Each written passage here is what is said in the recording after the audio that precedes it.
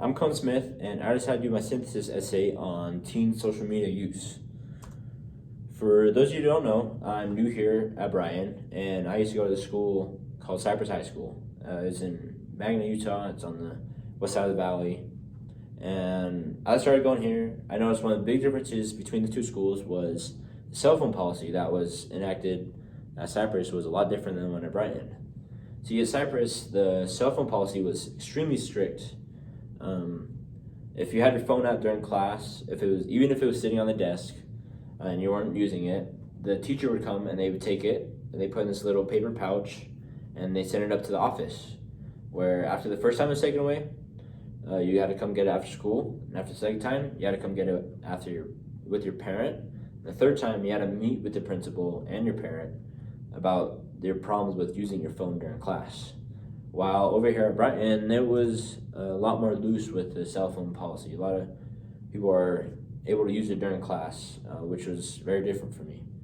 But as I started going to Bryan, I noticed more and more that students were constantly using their phones. I noticed that in between classes in the halls, people were always looking at their phones, and during class they'd pull their phone out whenever they could. And I noticed that most of the time that they were using social media, like looking at TikToks or looking at Instagram Reels or sending snaps on Snapchat. So I decided to raise the question, what are the effects social media has on teenagers? And through my research, I found that there's a group of people that believe social media is really bad for you. I found that by Pew Research Center, that 1 of 5 teenagers are suffering mental health problems thanks to social media. But this didn't happen on purpose. This is because social media companies make their programs addictive on purpose.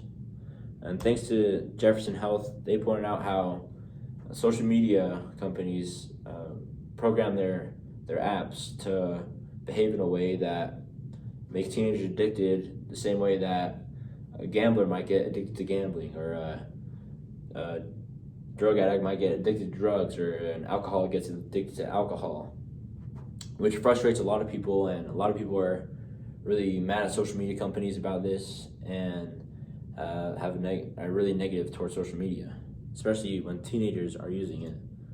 But through my research, I also found there's another group of people that believe social media is really good for you. Social media can create friendships. Social media can create connection with people from all over the world. And then there's one more group where, through my research, I found that people believe social media is good and bad. And they believe people should use social media, but with restrictions. And this is because found in a survey by Pew Research Center, 42% of parents are highly supportive of social media, but they're more concerned about the screen time, that the amount of screen time that teenagers have when they use social media. But so as I said before, I came from Cypress and I came to Bryan, and as I started going here, I noticed everyone else was using their phones. So I decided to start scrolling on Instagram Reels whenever I had the time, and I got Snapchat just so I could fit in a little bit more. And I realized that my screen time was getting crazy bad, even though my screen time was crazy high. And I'd pull my phone out during class to use it, and I noticed my grades started to get really bad because I wasn't focused during class. I was busy looking at my next Instagram reel or seeing what my friends were saying on Snapchat.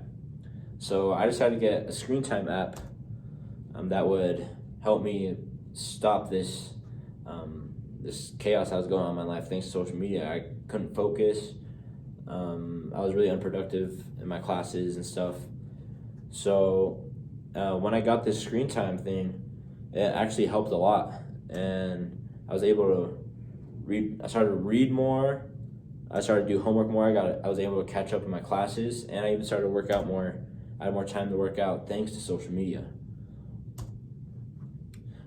So in the end, if there's a lot of people that believe social media is really bad for you. And then there's also other people that believe social media is really good for you. And there's people that are mixed on it.